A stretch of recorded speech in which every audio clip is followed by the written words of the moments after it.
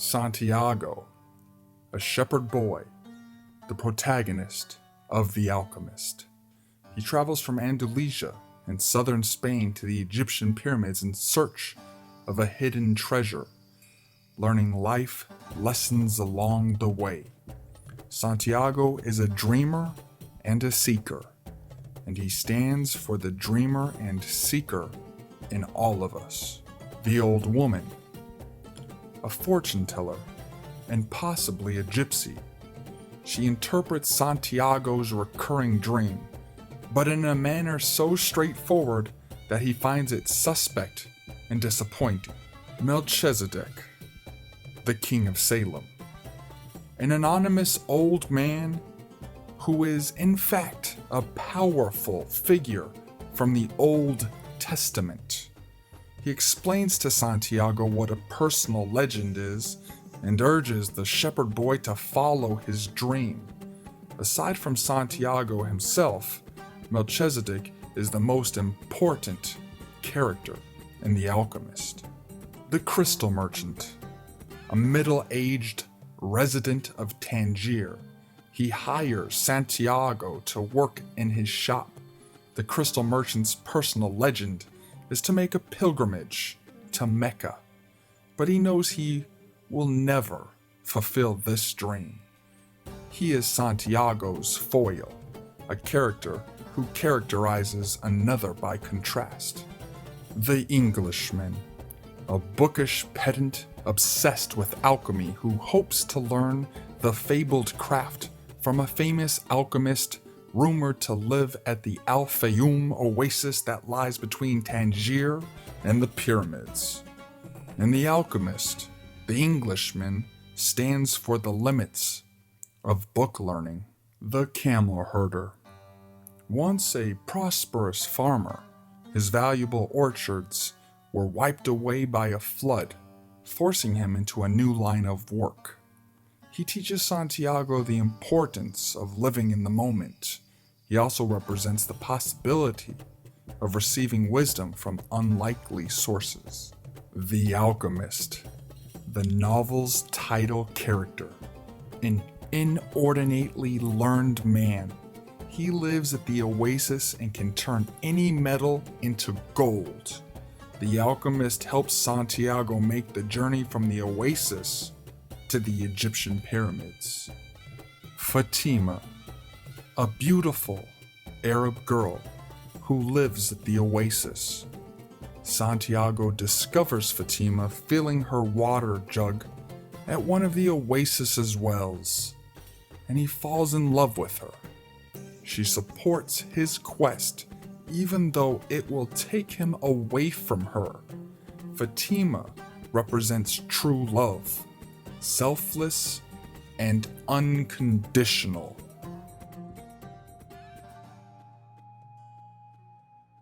While sleeping near a sycamore tree in the sacristy of an abandoned church, Santiago, a shepherd boy, has a recurring dream about a child who tells him that he will find a hidden treasure if he travels to the Egyptian pyramids. An old woman tells Santiago that this dream is prophetic and that he must follow its instructions. Santiago is uncertain, however, since he enjoys the life of a shepherd. Next, Santiago meets a mysterious old man who seems to be able to read his mind. This man introduces himself as Melchizedek, or the King of Salem. He tells Santiago about good and bad omens and says that it is the shepherd boy's duty to pursue his personal legend. Melchizedek then gives Santiago 2 stones, Urim and Thummim, with which to interpret omens. Santiago wavers briefly before selling his flock and purchasing a ticket to Tangier in northern Africa, to which he travels by boat. Shortly after he arrives there, a thief steals all of Santiago's money, so the shepherd boy decides to look for a way to make enough money to return home. He finds work in the shop of a crystal merchant, where Santiago makes improvements that reap considerable financial rewards. After 11 months of working in the shop, Santiago is unsure of how to proceed. Should he return to Andalusia a rich man and buy more sheep? Or should he cross the vast Sahara in pursuit of a hidden treasure of his dreams? He joins a caravan traveling to Egypt. Santiago meets an Englishman who wants to learn the secret of alchemy, or turning any metal into gold, from a famous alchemist who lives at the Oasis on the way to the pyramids.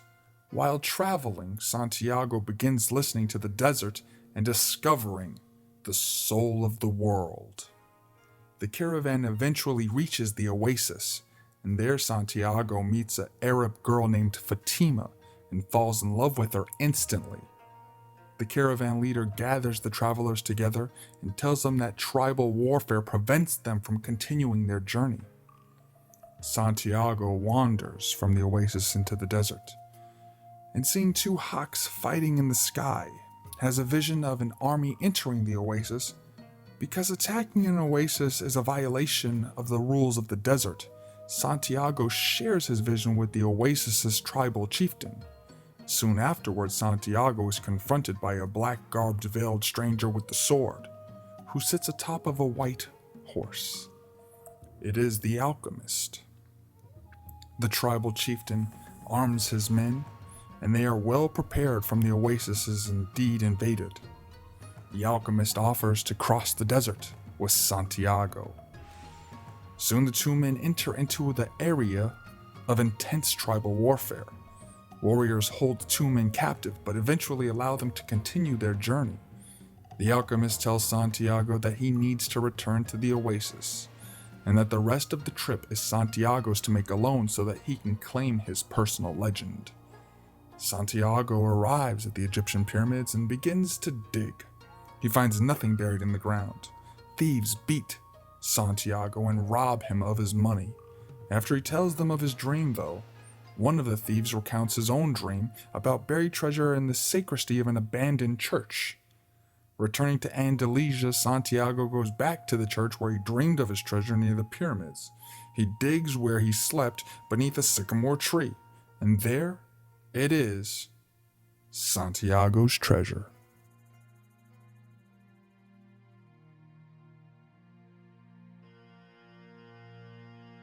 Summary and analysis of the prologue. Summary. An unnamed alchemist reads a variation on the Greek myth of Narcissus, the beautiful boy so enchanted by his own reflection in the surface of a lake that he falls into the water and drowns. In this version, the lake in turn is in love with its own reflection in the eyes of Narcissus before he dies. Analysis. This short episode introduces the reader to the character of the Alchemist, who will be central to the action of the novel named for him.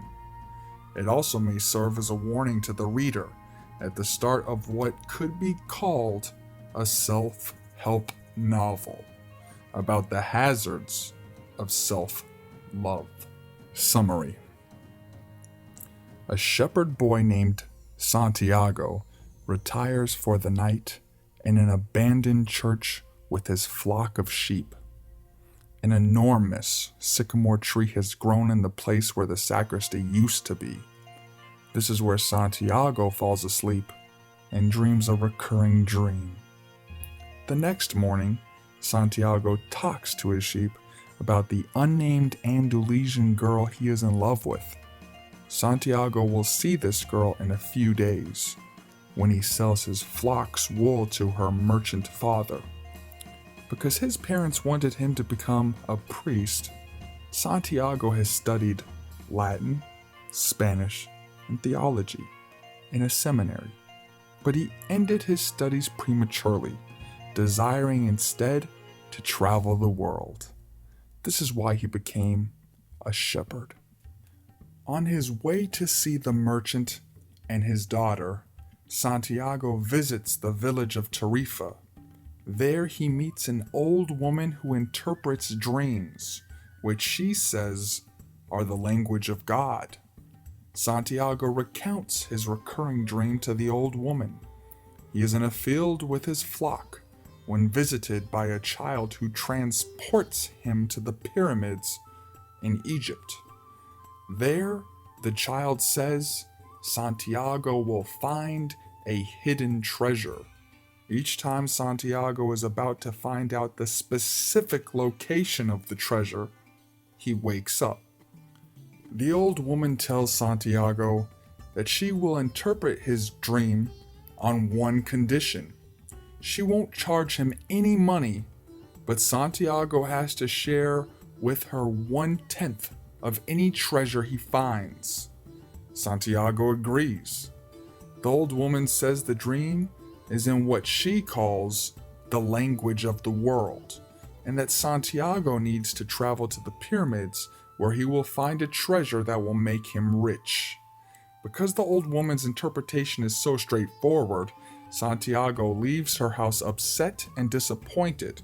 He claims that he will never again believe in dreams. Analysis. The Alchemist has many themes, but its overriding message is that people must follow their dreams. This novel is full of examples of characters who pursue their dreams and characters who don't. It is highly appropriate, therefore, that Coelho's book begins with a dream.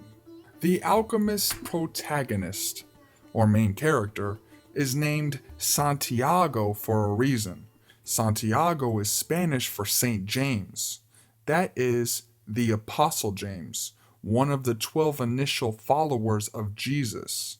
Santiago is the patron saint of Spain, and his remains are thought by Roman Catholics to reside in the Spanish town of Santiago de Compostela, which is considered the religion's third holiest city after Jerusalem and Rome. Since the Middle Ages, millions of Roman Catholics have made a pilgrimage to the grave of Saint James in Santiago. Thus, the name is associated with pilgrims, seekers after spiritual connection. The shepherd boy Santiago will become such a pilgrim. Santiago spends the night and experiences his recurring dream in a sacristy, the room in a church where sacred vessels and vestments are kept. It is literally a sacred place, and yet, just as he rejected his parents' plans that he join the priesthood, Santiago must leave the sacristy in order to find God. Thus, the episode with which the Alchemist opens is an ironic one. The placement of a sycamore tree in the sacristy is highly significant. Sycamores are native to Egypt, the locations of the pyramids Santiago dreams of. Throughout The Alchemist, Egypt will be Santiago's focus and his goal.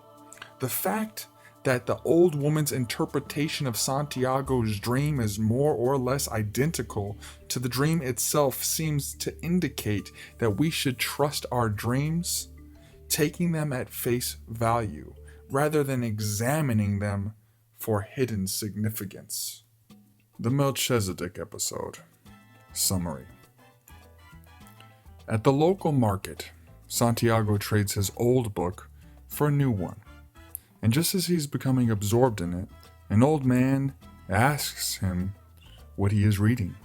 When Santiago shows it to him, the old man says that the book is important but irritating. The old man goes on to say that the book describes its characters' inability to choose their own personal legend. He also says that everyone in the book believes the world's greatest lie, that as people get older, they lose control of their futures, and their lives are directed only by fate. When Santiago asks where he's from, the old man replies that he's from many places, but was born in a place called Salem, of which he is king. His name, he says, is Melchizedek. He offers to help Santiago find the hidden treasure in exchange for 1/10 of his sheep.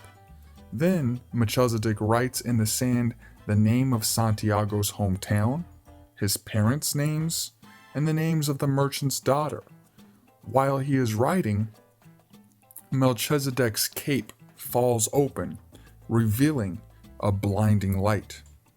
Melchizedek explains that Santiago has discovered his personal legend, which he defines as what you have always wanted to accomplish.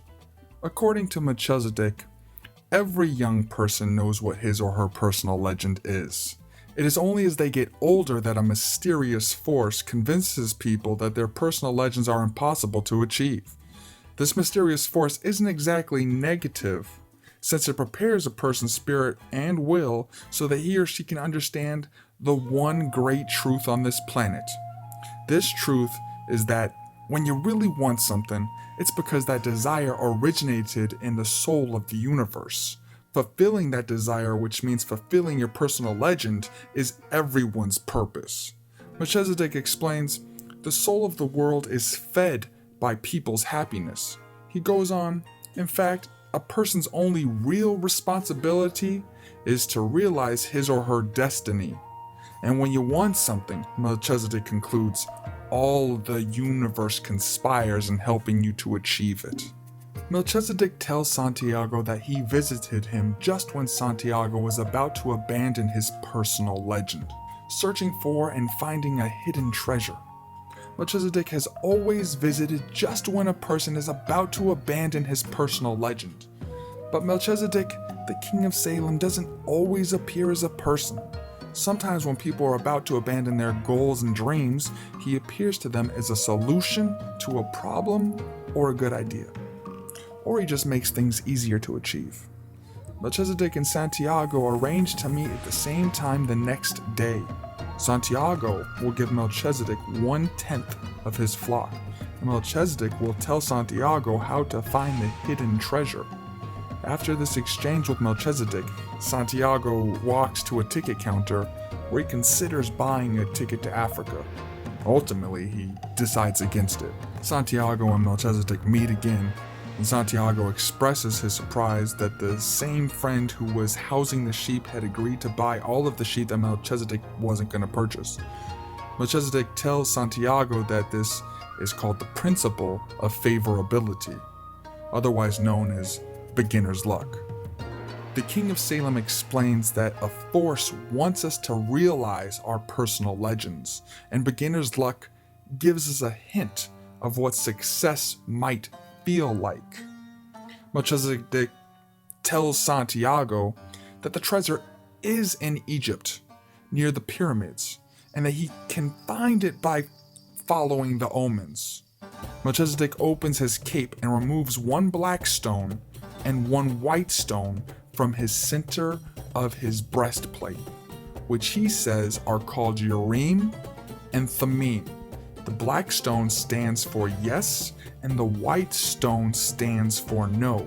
He says, advising Santiago to rely on the stones when he can't read the omens. Melchizedek gives Santiago 2 further pieces of advice. Don't forget the language of omens, and don't forget to follow your personal legend through to its conclusion. When he bids Santiago farewell, Melchizedek recalls giving advice to Abraham and apologizes to God for his vanity. Analysis. In times past, literacy was unusual among people who weren't members of the aristocracy or the clergy. Santiago himself is literate only because he studied for the priesthood. Therefore, it is significant that the old man can read and has already read Santiago's book. This means that Melchizedek is actually a very important person of high status. This episode is central not only to part 1 of The Alchemist, but to the novel as a whole, introducing as it does the concepts of the personal legend, the world's greatest lie, the mysterious force, the soul of the world, the principle of favorability, beginner's luck, and following the omens. These concepts will recur throughout the novel, motivating Santiago's actions and explaining to him many of the apparently inexplicable things he experiences. The name Melchizedek, Hebrew for righteous is my king, comes from the Old Testament, in which a character by that name is identified as the king of Salem, another name for Jerusalem, and a priest of God in the time of Abraham. Because the Melchizedek of the Alchemist recalls charging Abraham his 1/10 fee, we can assume that he is the same Melchizedek. Other than Santiago himself, Melchizedek, the king of Salem, is the novel's most important character, and he is certainly a contradictory figure, urging self-reliance and discouraging passivity at the same time that he intercedes in the service of those, like Santiago, in danger of not being self-reliant enough. Crystal Merchant, Episode 1, Summary.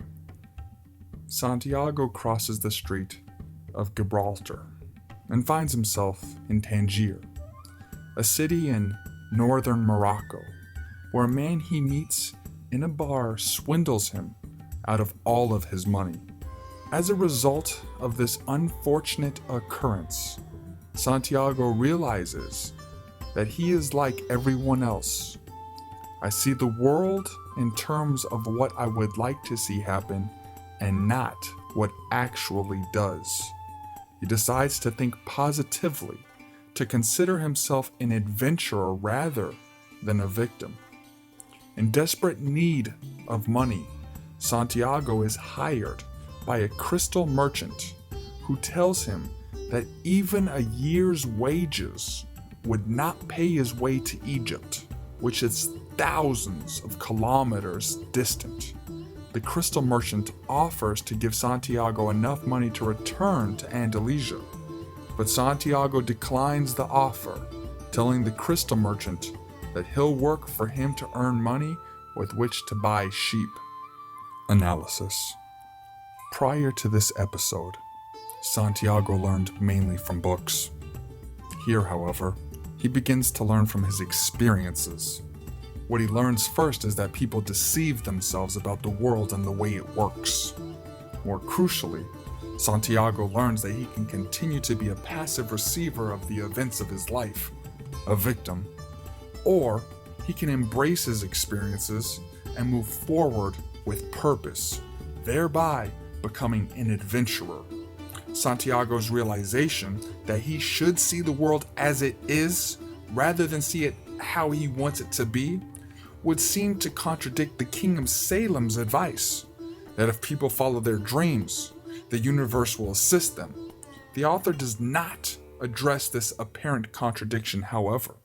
In deciding to work with the crystal merchant so as to purchase a flock of sheep, Santiago believes he is moving forward, and he is, though not in precisely the same way he imagines, as Part 2 of The Alchemist will demonstrate.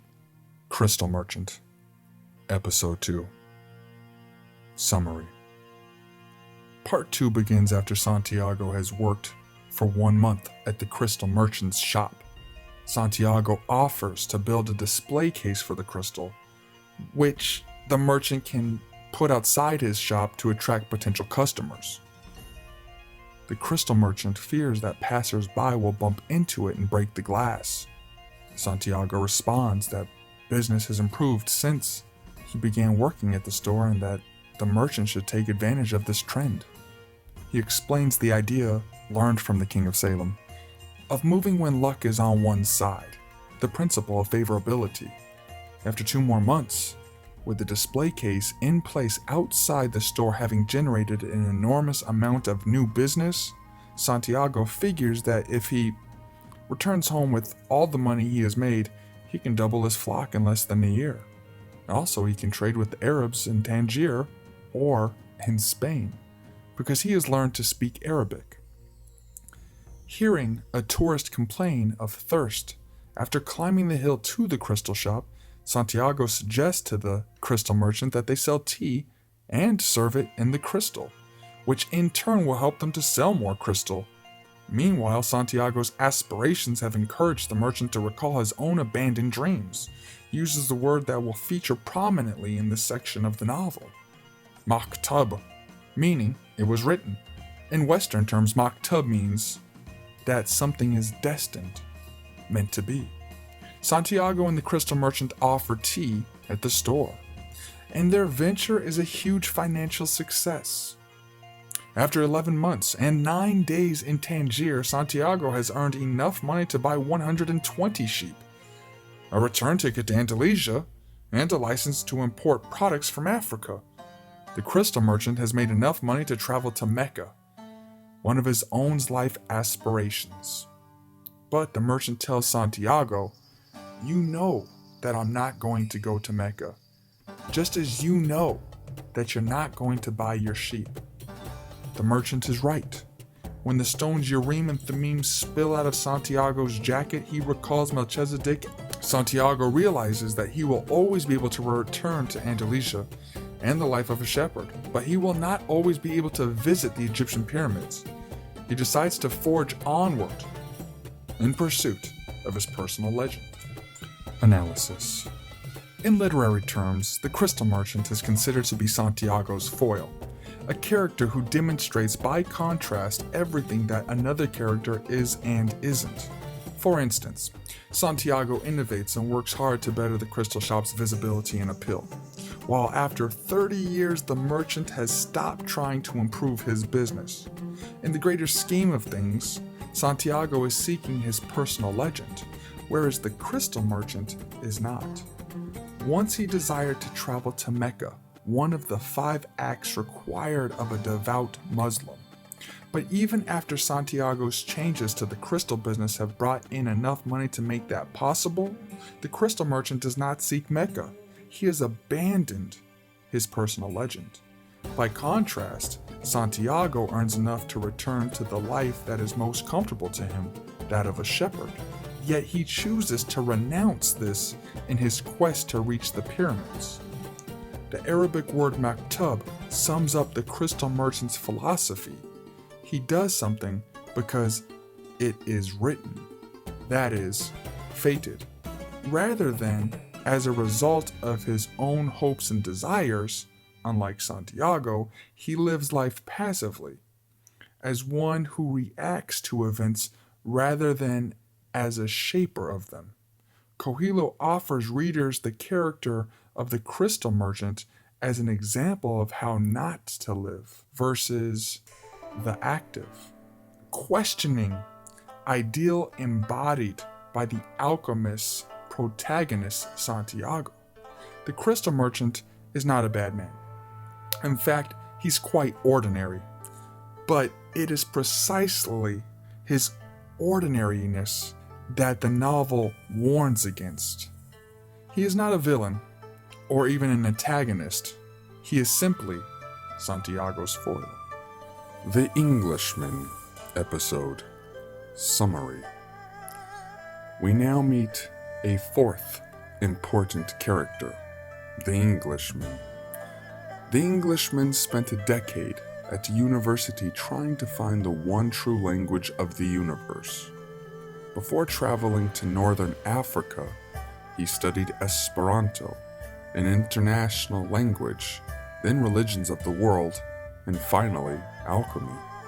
To the Englishman's dismay, the alchemist he has met won't teach him what he wants to know. Perhaps he conjectures, because they don't know it themselves. Surrounded by thick books, he awaits the departure of a caravan for Egypt. He hopes to travel through the Sahara Desert to the Al-Fayoum Oasis.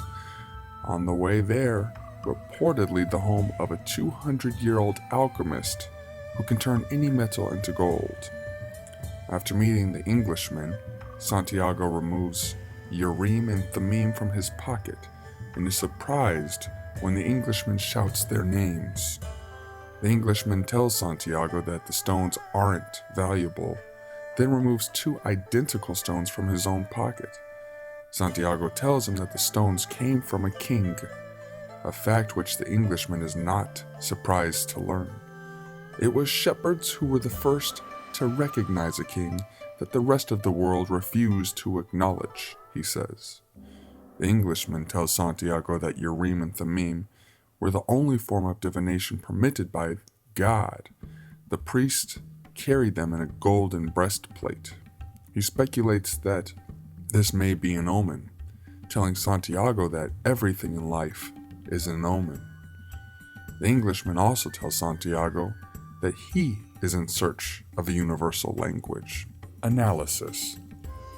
Like Santiago, the Englishman too believes in omens. He is also on a quest for the one true language of the universe. Although the relationships are unclear at this point in the book, this language is synonymous with the secret of the masterwork and includes something called the Philosopher's Stone, which is related somehow to the elixir of life. Perhaps the author's point is that the Englishman has not reached his goal because he has not focused it sufficiently. He cannot fulfill his personal legend because it is too vague and jumbled. Prior to this episode in the novel, it has been difficult to place the Alchemist in time. Does the story take place 50 years ago or 500? The vagueness with respect to setting is intentional on Coelho's part, as it lends his book a mythic, timeless tone. When the Englishman mentions having studied Esperanto, however, the reader can deduce that the Alchemist is set sometime during the last century and a half, since Esperanto was introduced by the linguist L.L. Zamenhof in 1887. When the Englishman speaks of shepherds who recognized a king, he means the King of Kings, Jesus Christ. According to the New Testament, Mary gave birth to Jesus in a stable, where shepherds who had been attracted by a star that shone directly overhead discovered the Son of God. The Englishman introduces another function of omens in The Alchemist. He tells Santiago, whom he first mistakes for an Arab, that omens are not just for following on the way to achieving one's personal legend. They also can help a person understand the language of the universe. As described by the Englishman, the language of the universe is a kind of lost knowledge, information that everyone in the world used to know, without having to read books. This knowledge has somehow vanished, but the Englishman plans on recovering it with the help of an alchemist. Caravan episode. Summary. Santiago and the Englishman join the caravan, which consists of over 200 people. Just before they leave, the Englishman says, "There's no such thing as coincidence."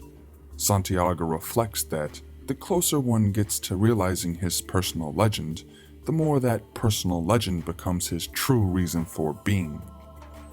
Crossing the desert with the caravan, Santiago wonders if he is learning the universal language that deals with the past and present of all people. Santiago's mother referred to this knowledge as a hunch, while the crystal merchant used the term maktub. It is written. It could also be called intuition. Santiago throws his book away once he realizes that he will learn more from the caravan and the camel driver, and also by observing his own camel. At night, the camel driver tells Santiago about his former life as a farmer outside Cairo with an orchard full of fruit. He had children and land, and he took an opportunity to make the same pilgrimage to Mecca that the crystal merchant spoke of. The Nile flooded its banks, however, destroying his fruit trees and forcing him to become a camel driver. As a result, he learned a painful but important lesson. There is no need to fear the unknown if you can achieve what you need to survive. Because of the threat of danger, The caravan starts to travel faster and more quietly. The caravan leader decides that they should no longer light a fire after dark. One night, when the Englishman can't sleep, he asks Santiago about his experiences with the crystal merchant and is impressed by what he hears. That's the principle that governs all things, the Englishman explains. In alchemy, it's called the soul of the world. When you want something with all your heart, that's when you are closest to the soul of the world. It's always a positive force. Santiago tries to read the Englishman's books. They are strange books, however, covering the properties of mercury and salt, discussing kings and dragons.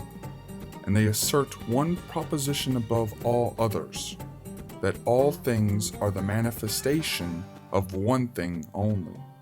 In fact, the most significant text in all of alchemy consists of only a few lines once etched on the surface of an emerald. If the truth of everything is written on the surface of a single precious stone, Santiago wonders, why do people need to read so many big books? The one book that interests Santiago the most tells the life stories of famous alchemists who dedicated their lives to purifying metals. These alchemists believed that if they heated a metal for many years, it would free itself of its individual properties, leaving behind the soul of the world. The soul of the world allowed alchemists to understand everything on earth, since it was the language with which all things communicated. The alchemists called the discovery of this language the masterwork. Santiago learns that the masterwork is composed of two parts, one liquid and one solid. It is unclear how something can be liquid and solid as well as a language and also a soul. The liquid portion is known as the elixir of life, which cures illnesses and is responsible for keeping alchemists young. The solid part of the masterwork is called the philosopher's stone, a small sliver of which it is all that's needed to turn any metal into gold. Everyone in the caravan is on edge, wary of anything that might hint of a raid by one of the warring desert tribes. Only Santiago's friend the camel driver seems unconcerned. He tells the shepherd boy the reason he is unafraid of the war between the tribes is because he lives only in the present.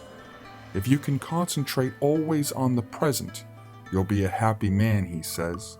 Life will be a party for you, a grand festival, because life is the moment we're living right now. Analysis.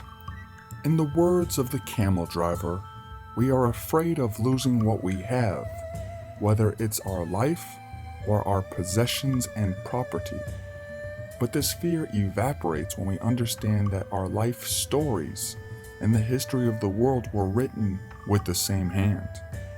This lesson seems consistent with Maktub, it is written, the philosophy that prevented the crystal merchant from actively pursuing his dream of visiting Mecca, from trying, that is, to fulfill his personal legend. Here, though, Coelho gives it a positive spin. It is our duty to take what life gives us. The author seems to be saying through his character, the camel driver, and make the best of it. Note that although Santiago is not looking to understand the language of the world, he is inadvertently learning to do so. While his own quest is towards his personal legend, and thus a buried treasure, the simple Spanish shepherd boy cannot help but start to become one with the universe. He does so by traveling through worlds that are new to him, Tangier, the Sahara, and by observing a new religion, Islam, and new peoples, Arabs and Africans. As Santiago tells the Englishman, still lost in his books in the midst of the desert, you should pay more attention to the caravan. We make a lot of detours, but we're always heading in the same direction. In talking to Santiago about his experiences at the crystal shop, the Englishman makes a statement that is central to the alchemist's philosophy, that the earth is alive and it has a soul. We are part of that soul, so we rarely recognize that it is working for us. But in the crystal shop, you probably realize that even the glasses were collaborating in your success. Although this idea is new to Santiago, the attributions of spirits to inanimate objects is a form of religion common to many primitive cultures known as animism. Santiago's discovery that the surface of a single emerald contains the world's most important knowledge points out another of the alchemist's fundamental propositions, that books should be straightforward and easy to understand. People make all things, including their books, too complicated, and eventually they cannot return to the simple truths that everyone once knew. Santiago begins to wonder if, in working for the crystal merchant, he was engaged in a kind of alchemy. The Englishman, by contrast, believes that alchemy can be learned only from a master alchemist and after reading many difficult books on the subject. This is another instance of the alchemist's point of view, that experience is the best teacher. The episode's final lesson delivered to Santiago by the camel driver is not inconsistent with this, that living in the present is the richest, most rewarding way of life. The Oasis episode. Summary. The next morning, Santiago awakens to see rows of date palms stretching across the entire desert, where previously he had only seen stars. The Englishman is relieved to have reached the oasis. He can now find the alchemist. Santiago thinks about his treasure and how far off it still remains. He notices that the closer he comes to realizing his dream, the more distant it seems.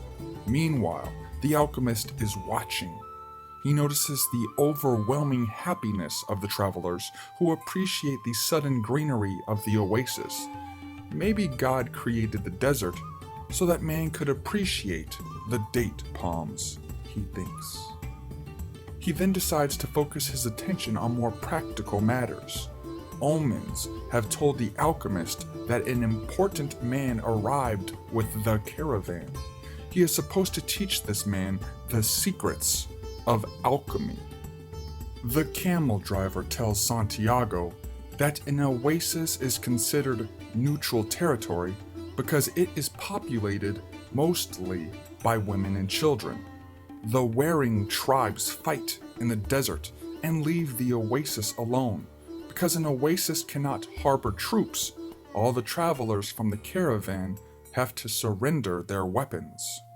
Santiago and the Englishman ask a black-veiled woman and several men about the alchemist. All claim not to know his exact whereabouts. They do, though, refer to the alchemist as both a witch doctor and the very powerful one. Santiago next approaches a pretty young woman by a well. Her head is covered, but not her face. Instead of asking her where the alchemist lives, Santiago is struck dumb. At that moment, it seemed to him that time stood still, and the soul of the world surged within him. He learned the most important part of the language that all the world spoke, the language that everyone on earth was capable of understanding in their heart. It was love. Prodded by the Englishman, Santiago puts aside his feelings for the girl, whose name is Fatima, and asks her where the man who cures people's illnesses lives. Fatima points to the south. The Englishman then disappears to find the alchemist, and Fatima leaves with her water. Santiago remains at the well, thinking about her. He knows instinctively that his love for Fatima will enable him to discover every treasure in the world. Santiago returns to the well the next day, hoping to find Fatima. Instead, he encounters the Englishman, who found the alchemist and told him that he wanted to learn the secrets of alchemy. The alchemist asked if he had ever turned lead into gold. No, the Englishman said. That was what he had come to the Oasis to learn. He told me I should try and do so. After the Englishman departs, Fatima arrives at the well. Santiago tells her that he loves her and wants her to be his wife. Fatima drops her jug and spills some water. After a month at the Oasis, the caravan leader calls all the travelers together and tells them that because the tribal war is still raging, they won't be able to travel any further. Santiago searches for the Englishman and discovers that he has built a wood-burning furnace outside his tent. The Englishman tells Santiago that he is completing the first phase of alchemy, separating out the sulfur. To do this, a person can't be afraid of failure, and that fear is what kept the Englishman from trying to accomplish the masterwork. After the sun sets, Santiago explores the desert, hoping it will tell him whether or not he should continue his quest. Soon he sees two hawks flying in the sky. When one hawk attacks another, Santiago envisions an army attacking the Oasis. Later, Santiago tells the chieftains who run the Oasis of his vision. The chieftains wonder why the desert would reveal its secrets to a stranger. Santiago says that the desert told him its secrets because his eyes are fresh, and he can see things that others might take for granted. Santiago is told that men of the Oasis will arm themselves because of sand's tendency to ruin firearms. If at least one gun isn't used by sundown the next day, a gun will be used on Santiago. Still, Santiago remains relieved that he shared his vision. Analysis. The trees at the Oasis are date palms, that is, fruit-bearing trees. This hints at the fact that Santiago's stay at the Oasis will be fruitful, which, in fact, it turns out to be. Readers may think that the important man the alchemist refers to is the Englishman, since he is searching for the alchemist. The Englishman has studied alchemy for years and carried many books on the subject across the desert. But something about the alchemist's uncertainty suggests that the obvious candidate, the Englishman, with all of his books, will not be the alchemist's choice. Up until now, we have been thinking of Santiago as the shepherd boy. But Santiago has been steadily maturing over the course of his journey. A boy no longer, Santiago is the man to whom the alchemist will teach his secrets. This sudden change in the novel's setting is physically and emotionally dramatic. Previously, the action took place in somewhat difficult terrain, the hilly pastures of Andalusia, the crowded, winding streets and alleyways of Tangier, and the unforgiving desert. Now, the environment is benign, allowing the characters to focus on other concerns. They let down their guard, eat, drink, water and other non-alcoholic beverages, since Islam forbids drinking alcohol, and talk. It is under these conditions when Santiago is helping the Englishman search for the alchemist, with no thought to pursuing his personal legend, that he first encounters Fatima, encounters that is, love. Previously, Santiago's only concern was finding the hidden treasure. Suddenly, he must take his heart into consideration.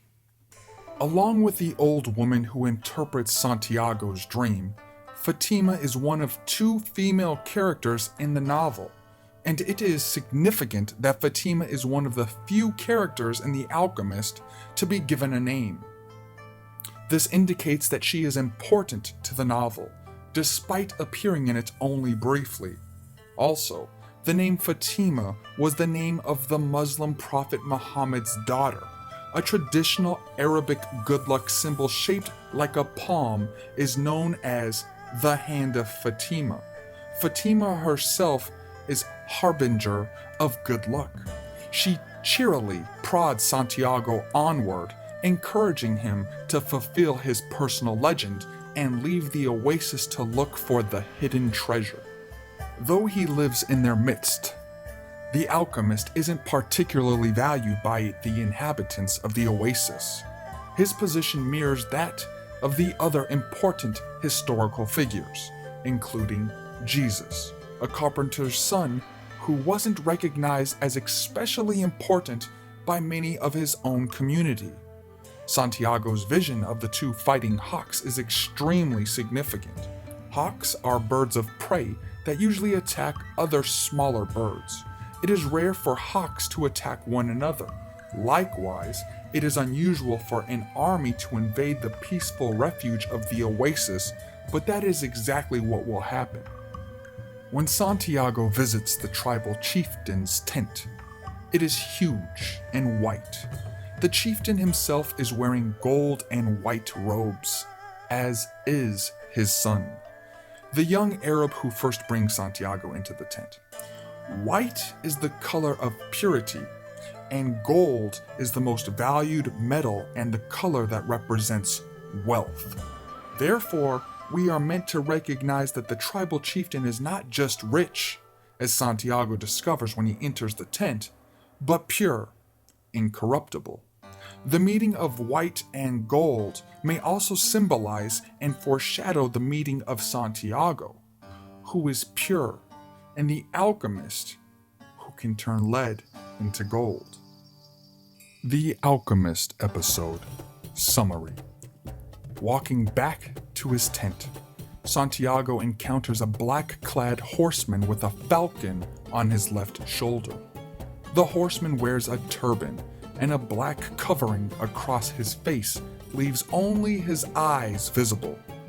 He sits atop a huge white horse that rears up on its hind legs. The horseman pulls a sword from its scabbard and demands, "Who dares to read the meaning of the flight of the hawks?"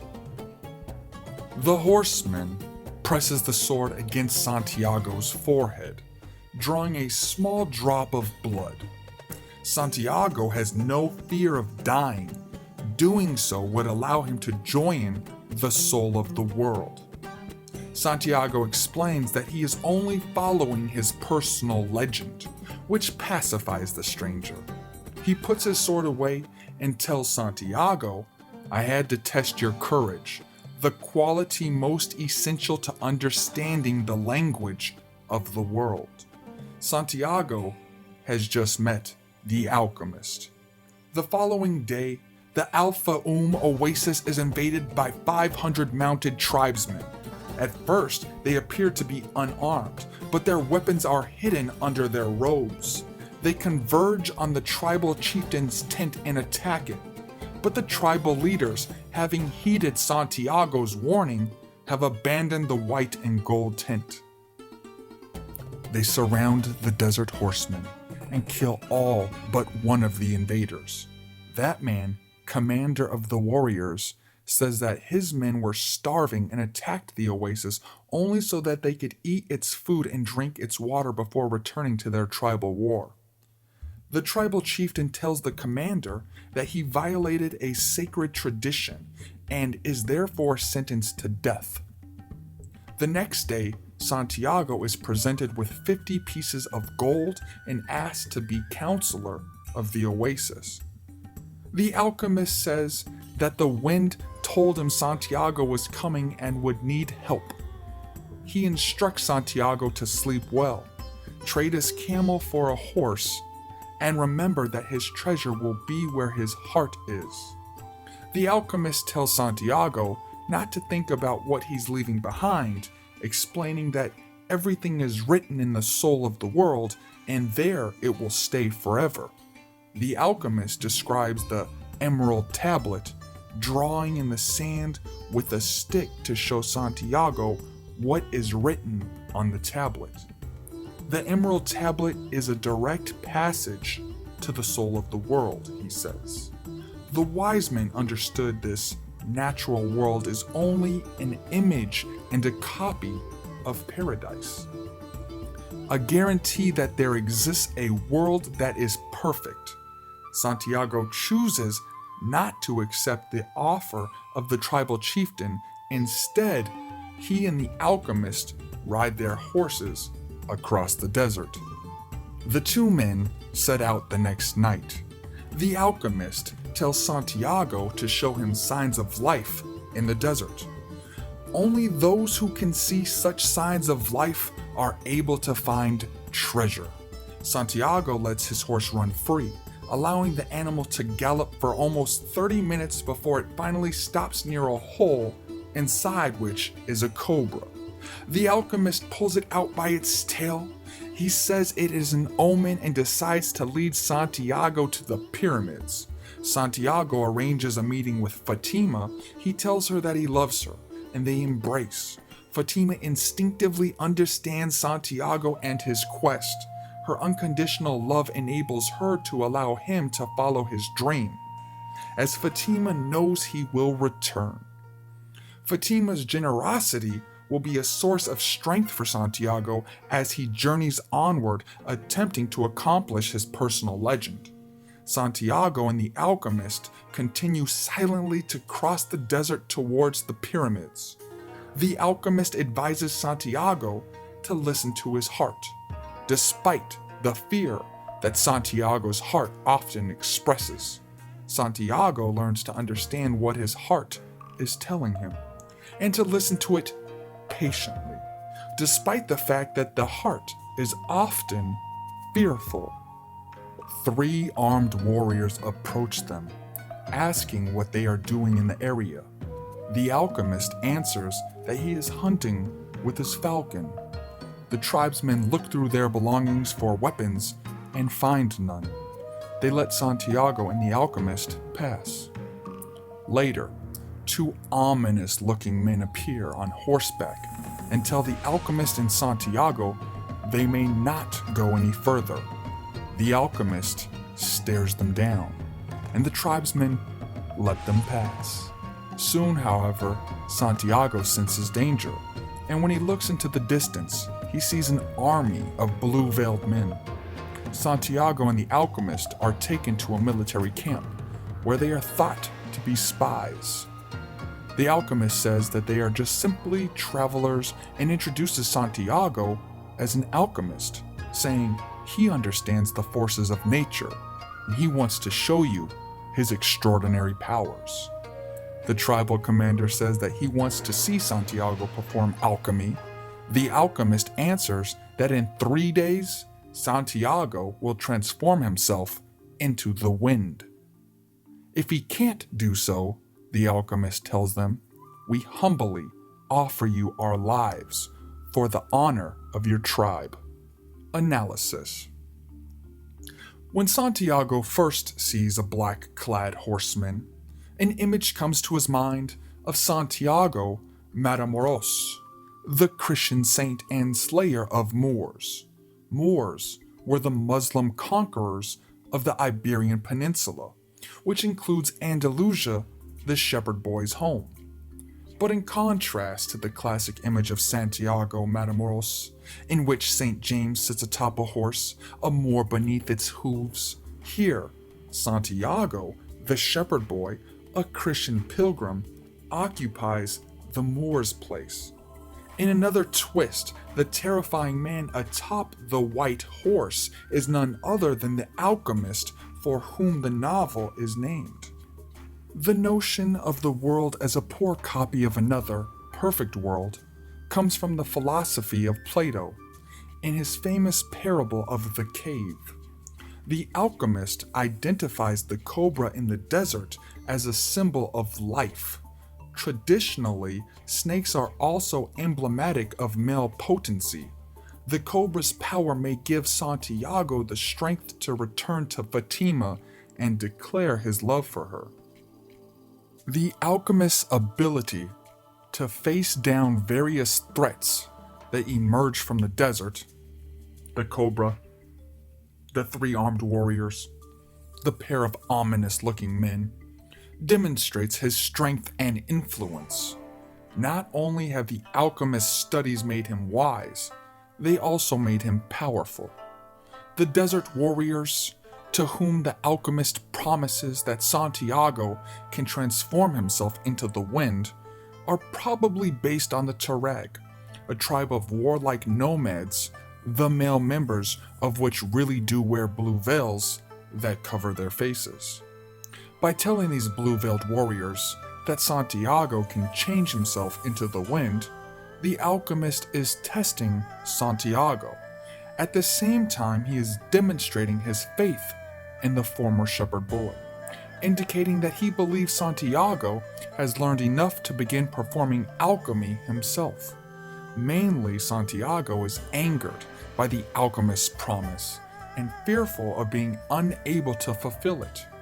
He should be flattered and honored. Wind and the Sun episode. Summary. Santiago is furious. How can the alchemist have set him up to do something of which he is incapable? The alchemist calmly explains that if a person is living out his personal legend, he knows everything he needs to know. There's only one thing that makes a dream impossible to achieve: the fear of failure. On the day before he is expected to turn himself into the wind, Santiago climbs to the top of a cliff.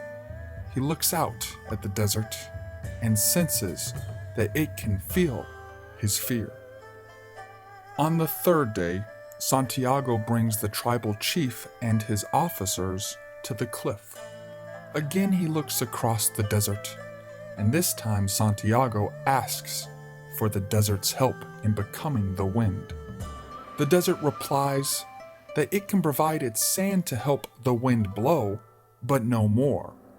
The desert needs assistance from the wind itself.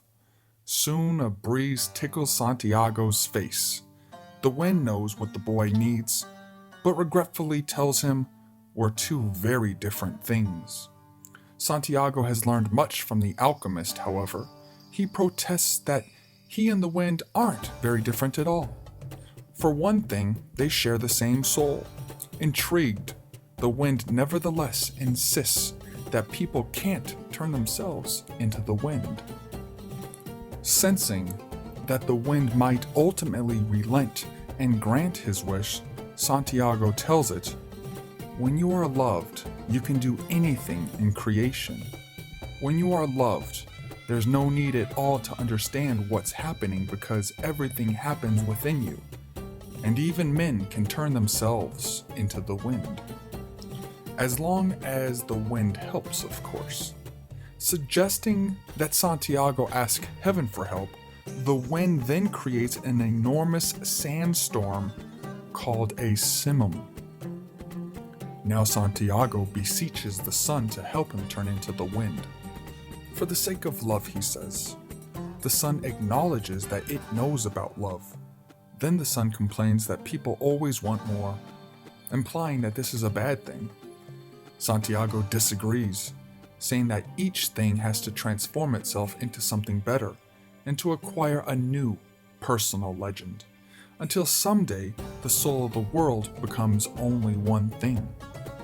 The sun decides to transform itself into something better, a brighter sun. The eavesdropping wind then decides to blow harder. Still, the sun can't turn Santiago himself into the wind. "Speak to the hand that wrote all," the sun finally suggests. Santiago begins to pray, and in praying, he understands that he isn't alone in not comprehending the universe completely. The sun and the wind and the desert also don't entirely know their reason for being. Finally, Santiago reached through to the soul of the world and saw that it was part of the soul of God. And he saw that the soul of God was his own soul, and that he, a boy, could perform miracles. Once he has connected to the soul of God, Santiago is indeed able to transform himself into the wind, becoming the mightiest windstorm in anyone's memory. The alchemist is pleased, the tribal commander is impressed, and Santiago is relieved. His life is spared, and he can continue to pursue his personal legend and find the hidden treasure. The general provides the alchemist and Santiago with a guide to escort them out of the encampment. The three men travel for an entire day. At the end of the day, they come upon a Coptic Christian monastery. The alchemist uses the monastery's kitchen to perform the art of alchemy. After he has successfully turned lead into gold, the alchemist splits the gold into 4 sections. He keeps one piece and gives one to the monastery in thanks for its hospitality, and one to Santiago to make up for what he handed over to the tribal commander. The alchemist gives the last piece of gold to the monk to hold on to, in case Santiago should need it in the future.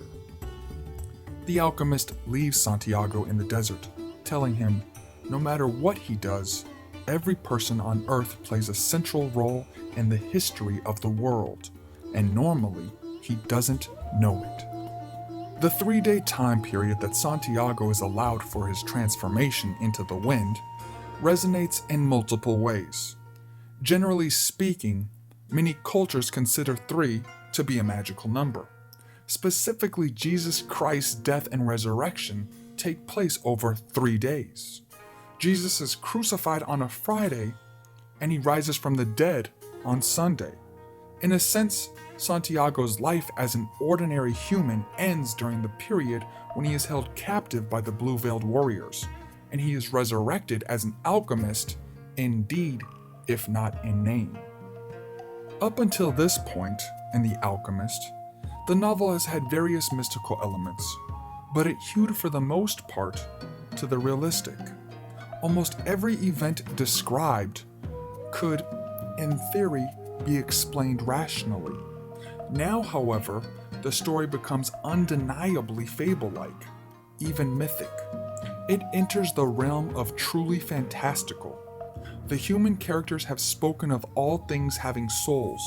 Here, the desert, the wind, and the sun can converse with the human, Santiago, in a language that the human can understand. Another way of describing this phenomenon is to say the desert, wind, and sun have been personified.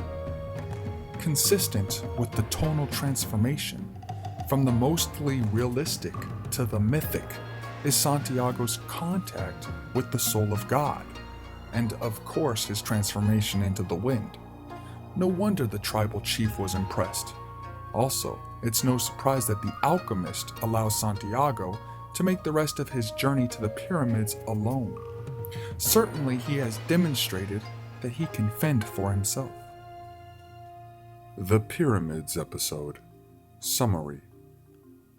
Santiago rides his horse through the desert for many more hours, trying to listen to it again so as to learn the exact location of the treasure.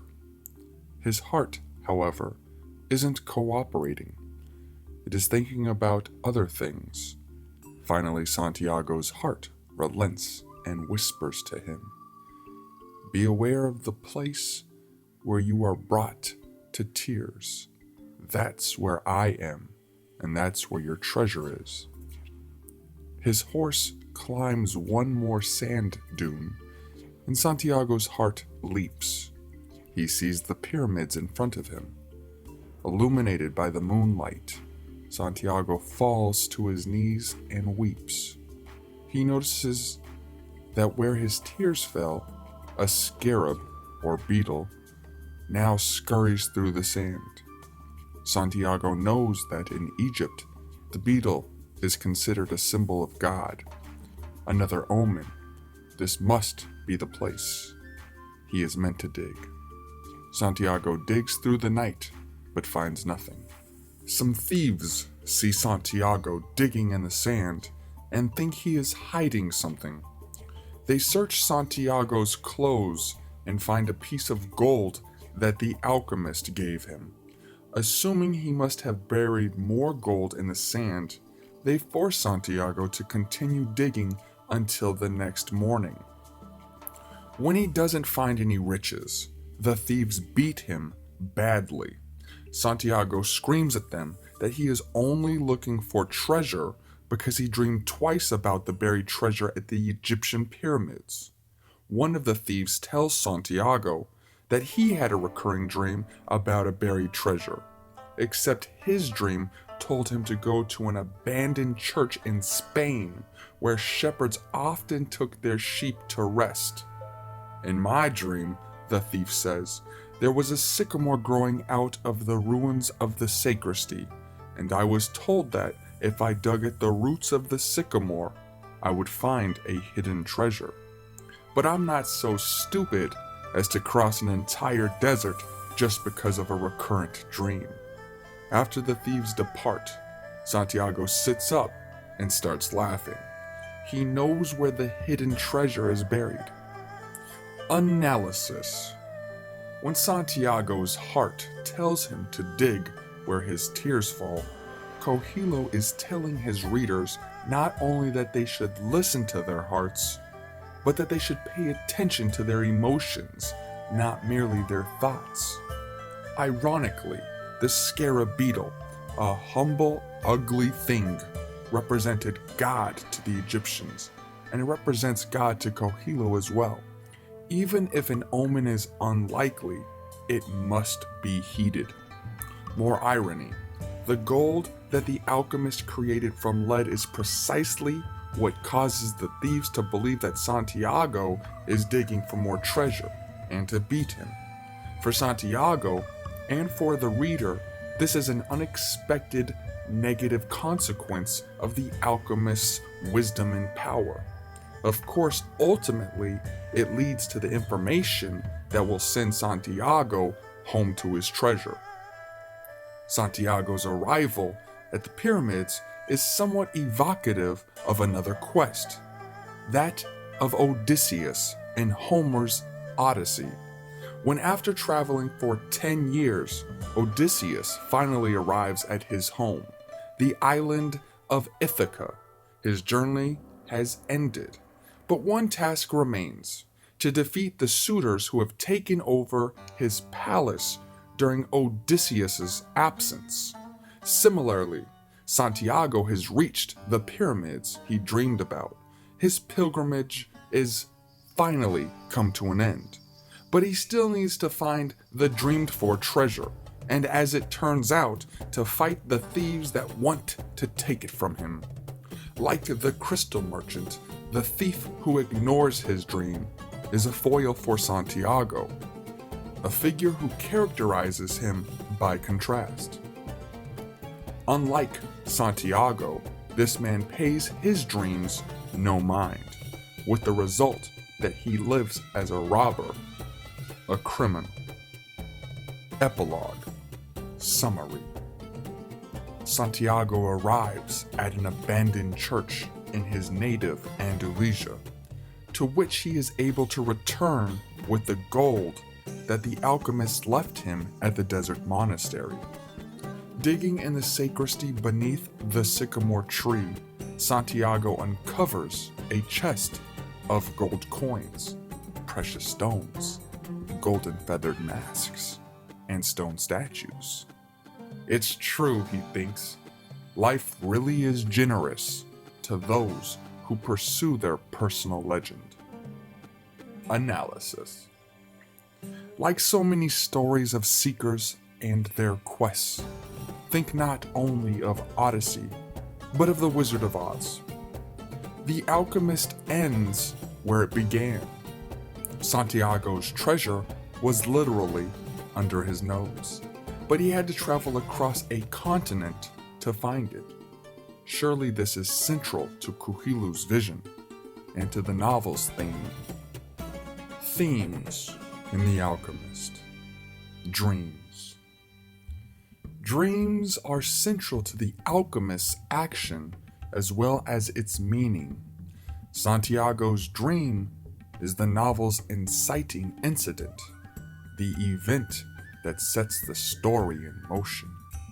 And the author's primary message seems to be that we should follow our dreams. Fate. Fate is often cited as a reason not to pursue one's personal legend, as in the case of the crystal merchant, whose motto was Maktub. It is written. Love. Without love, according to the Alchemist, our lives are incomplete. Once Santiago discovers unconditional love in the person of Fatima, there is little he cannot accomplish. Omens. Introduced by Melchizedek, the king of Salem, omens are central to the action of the novel.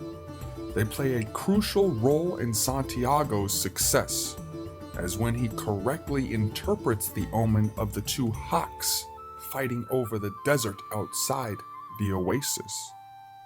Religion. Religion is a double-edged sword, according to the Alchemist. On one hand, Santiago has the recurring dream that sets him on his way in the sacristy of an abandoned church.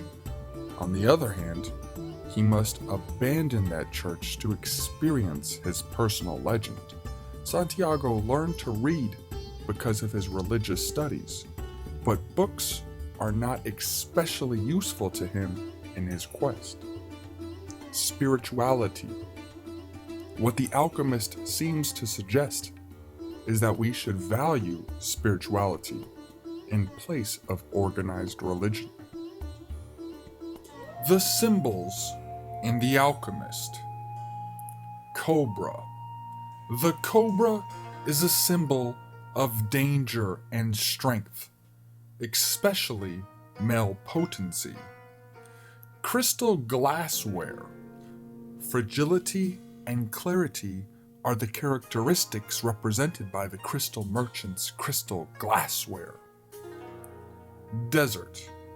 The desert is symbolic of all of the obstacles and hardships that stand between people and their dreams. In The Alchemist, characters learn to accept the desert, even listen to it. Gold. Gold represents the knowledge, work, and time necessary to achieve something desired. Hawks. Hawks are symbolic of aggression, which can be tamed. Horse. The horse is a symbol of strength and passion. Like hawks, horses can be tamed. Oasis. The oasis symbolizes life, love, and domesticity. Pyramids. The pyramids represent the ancient and inscrutable. Sacristy. The sacristy represents conventionally sacred things, which often must be abandoned to achieve true spirituality. Shepherds and sheep. These are symbolic for Coelho of the less than extraordinary. For Santiago, the alternative to pursuing his personal legend is a return to his life as a shepherd. Stones named Urim and Thummim.